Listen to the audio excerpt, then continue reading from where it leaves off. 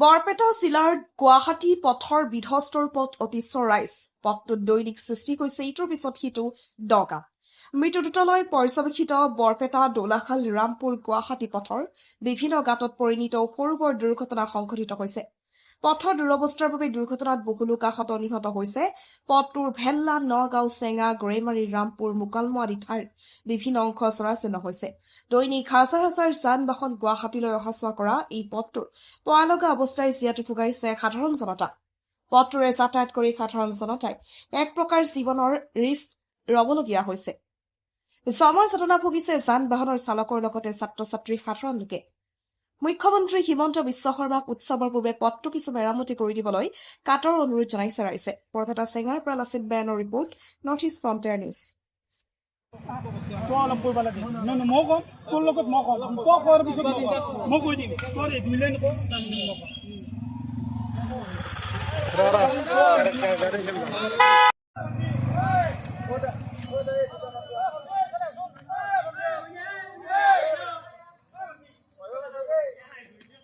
ৰাষ্ট্ৰীয় ঘাইপথ গুৱাহাটীৰ পৰা দোলাখাল হৈ বৰপেটালৈকে তো সেইটো ৰাষ্ট্ৰীয় ঘাইপথৰ অৱস্থা আপোনালোকে জানে বহুত বেয়া ধৰণে মানে খহি গৈছে।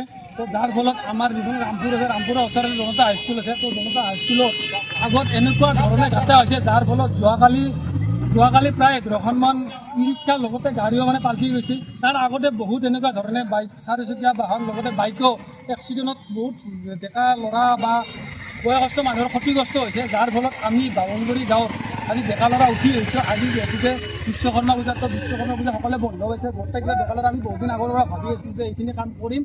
তো সেইকাৰণে গোটেইখিনি ওলাই আহি আমি আজি এতিয়া নিজৰ ধনেৰে মানে ইটা লৈ আহিলোঁ। লগতে আমি এতিয়া বালা চিমেণ্ট গোটেইখিনি লৈ আহি আমি কামখিনি আৰম্ভ কৰিছোঁ।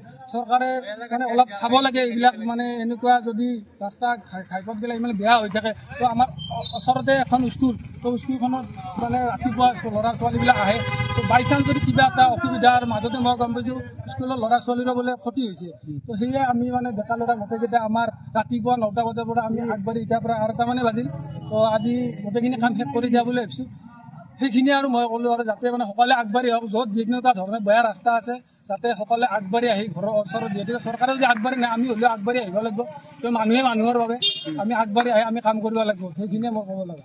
ৰাতিপুৱা মই এখন দোকান উদ্বোধন কৰিব আহিছোঁ।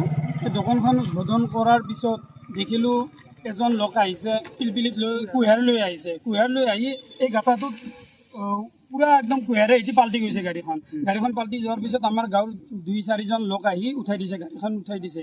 সিহঁতৰ পিছত দিলত কিবা এটা আহিল, তাৰপিছত ময়ো আহিলোঁ, তাৰপিছত আমাৰ আৰিফা আহিছে, ৰাজুকা আহিছে, এনেকৈ বামুণবুৰীৰ লোক যিমান ডেকা ল'ৰা আছে প্ৰায় আহিছে। অহাৰ পিছত আমি ভাবিলোঁ বোলে আমাৰ নিজৰ ধনেৰে আমি ৰাস্তাটো পাৰিলে সহায় কৰি দিম। কোনোবা যদি ইচ্ছা কৰি দিয়ে, কিবা ধন দিয়ে দিব, আৰু যদি নিদিয়ে আমাৰ নিজৰ ধনেৰে আমি ৰাস্তাটো ভাল কৰি দিম।